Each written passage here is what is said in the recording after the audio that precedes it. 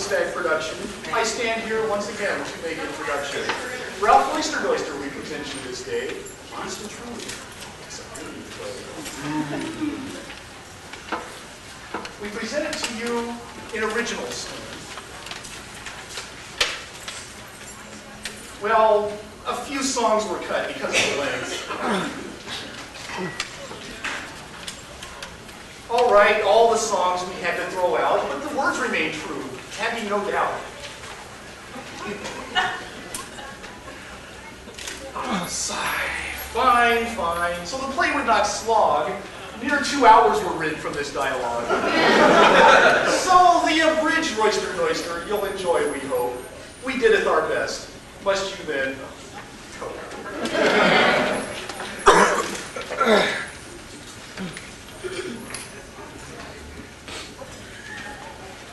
Long liveth the merry man, so they say, as doth the sorry man, and longer by a day. Yet the grasshopper, with all its summer piping, starveth in winter with hungry griping. This lesson I must practice, or else wrong. With me, Matthew Merry, you would all be wrong. My living lieth here,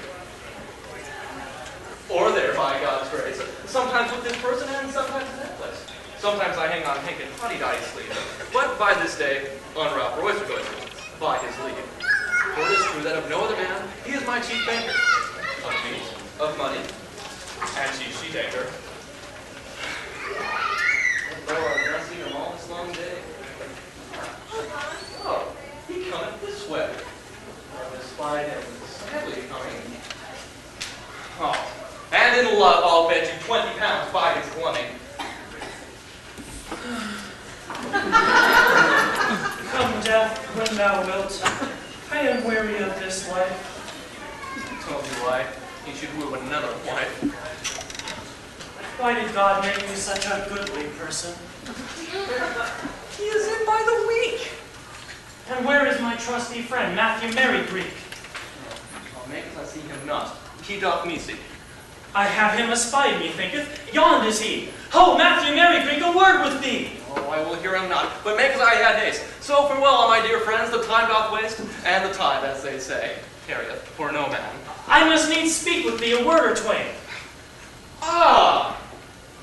God keep thee, magical Roister Doister, and farewell, lusty Roister Doister. I must needs speak with thee. I pray thee, be content. I have taken my leave, and the time is well spent. I die except thou help. I pray thee, be content. Oh, then to serve your turn, I will some pains take, and leave mine own affairs for your sake. I thank thee. Had ever man such a friend? You give unto me, I must needs to you lend.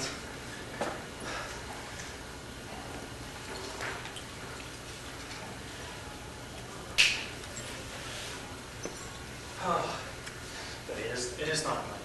I have plenty money of all things to discharge. That I knew quite well when I made offers so large. But it is no such matter. Is it that? Are you in danger of death to any man? Tut, I owe not. Well, what then? Hear ye? Imprisonment?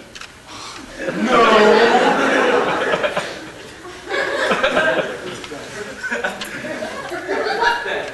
You offend not so to be sent. Hath any man threatened you to beat? What is he that durst have put me in that heat? He that beateth me by his arms shall well find that I shall not be far from him, nor run behind. That thing know all men, since ye overthrew the fellow of the line which Hercules slew. But what is this great matter? Of love I make my moan. This foolish love, will it never leave us alone? I would meddle no more, since I find it all so unkind. But I cannot get love out of my mind. Well, then answer me this question, anyways. Is your love in the way of marriage or merchandise? If it's anything but love will be found, you won't get my help for £100. No, by my troth, I would have her to my wife. Then you are a goodly person, and God save your life. And who, or what is she, with whom you sorry from? A woman, whom I know not by what means to move. Yeah, what's her name? Mistress,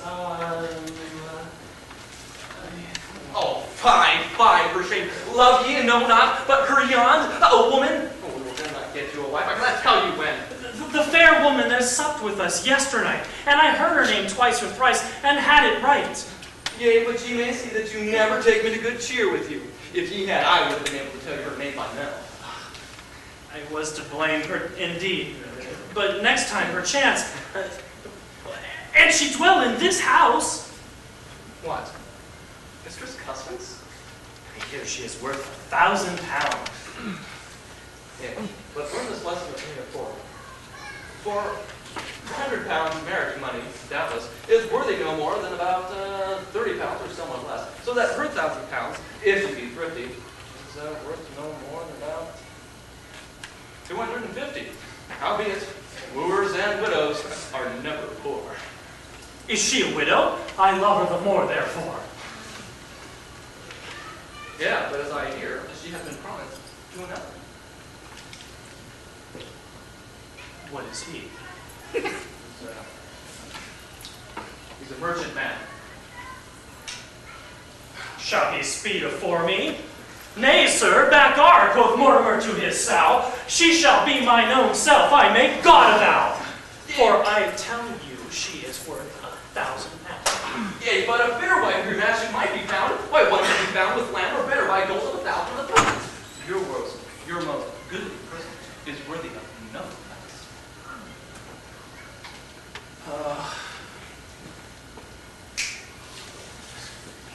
I am sorry God made me so comely, doubtless.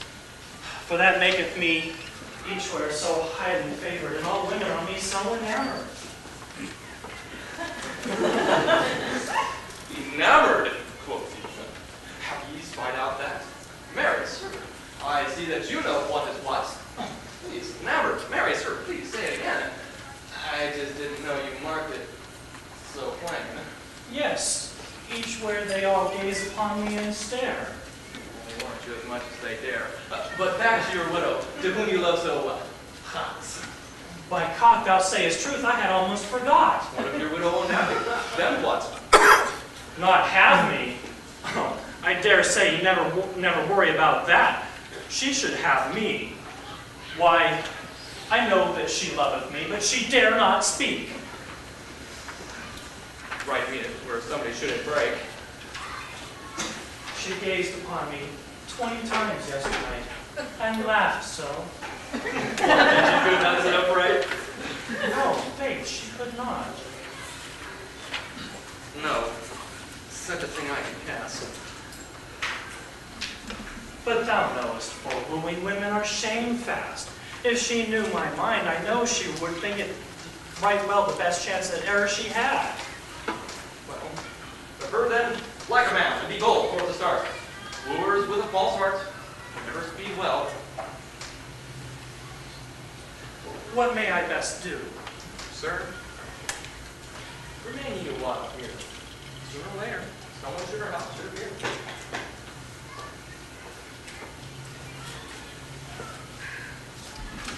If this distaff was spun, my mumble crust, For stale ale is, will drink no water, I trust. Dame Custom hath promised us good ale and white bread. If she keep not her promise, I will beshrew her head. But it will be stark night before I have done.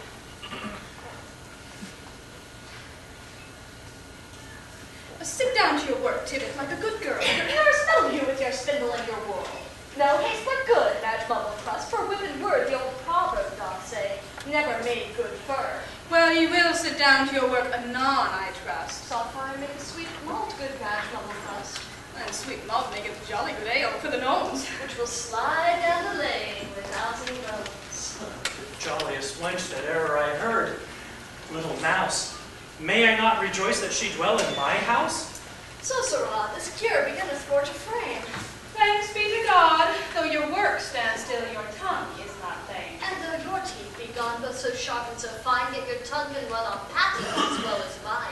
You are not for naught, named Tib Talkapace. Does my talking grieve you? Alack, God save your grace. I hold a groat, you drink a none for this gear. And I pray you the stripes for me to bear. I hold a penny, you will drink without a cup. Wheresoe'er you drink, I want ye drink all up. My cock and my soul, my good Tibet Talkapace. And even as well knit my non-netted holly face. Welcome, my good wench, and sit here, I mean just. And how doth our old bell lady here, Madge Mumfrest? Chide and find fault and threaten to complain. To make us poor girls shent to hers but small gain. I did neither chide, nor complain, nor threaten. It would grieve my heart to see one of them beaten. I did nothing but bid her work and hold her peace. So would I if you would but with clattering cease. But the devil cannot make old Trot hold her tongue. Sleep is not willing to be sewed, I trow. Small thing might make me all on the ground to throw. If you do so again, well, I would advise you nay. In sooth, one stop more and I make holiday. Each finger's a thumb today, methink. I care not to let it all alone. Choose it, swim or sink. There it lieth. The worst is but a curried coat. Tuts I've used there too.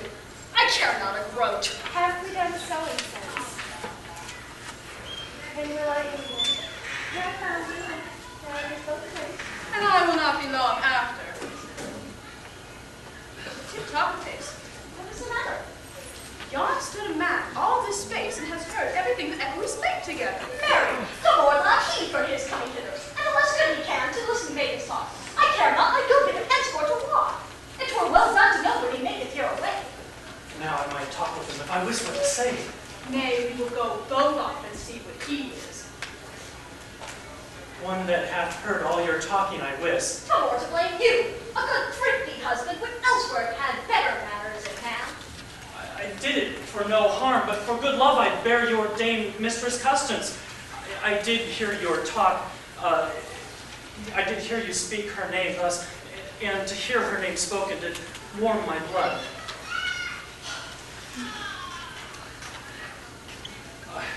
And, Mistress Nurse, I will kiss you for acquaintance. I come on, sir. Think I would our dame Custom saw this year. I must wipe all clean first, yea, I must. I'll cheat it, only fool, but it must be cast. God yield me, sir. I know not when. Ne'er since I was born I ween of such a gay gentleman. I would kiss you too, fair maiden, if I might. Forsooth, by your leave, you will not kiss me. Why not? Forsooth, for I will not, for I use not to kiss men. But I kiss all them I love, so God I vow. Yet pray tell me, sir, when did ye last kiss your cow? Thou might be proud to kiss me if you were What wise. promotion were there in? Nurse is not so nice. Well, I have not been taught to kissing and licking. Yet I thank you, Mistress Nurse, and made no sticking. I would not stick for a kiss with a gentleman such as you. They don't rust. I will again to my sewing now. Tidings, home, tidings. Did Customs greet you well? Who, me? You, sir? No, sir, I do no such tale. But and she knew me here. Tibet Talkapace, your mistress Customs and mine must speak with your grace. With me? You must come into her out of all doubts. My word not half done. A mischief on all lots. Ah, good sweet nurse. Ah, good, sweet gentleman. What? Nay, sir, I cannot tell. But what thing would you? Tell me how doth my sweetheart Customs? Pray, tell me how. She dealt very well, sir, and commends me to you. To me? Yea, to you. To me, nurse, tell me plain, to me? Yea. Oh, that word maketh me alive again. I tell thee, Mistress Nurse, I favor her. Even so, sir. Bid her suit to me for marriage, Even so, sir. and surely for thy sake she shall speed. Even so, sir. I will be contented to take her, Even so, sir. but at thy request, and for thy sake. Even so, sir. But hark, in thine ear, what to say. Even so, sir.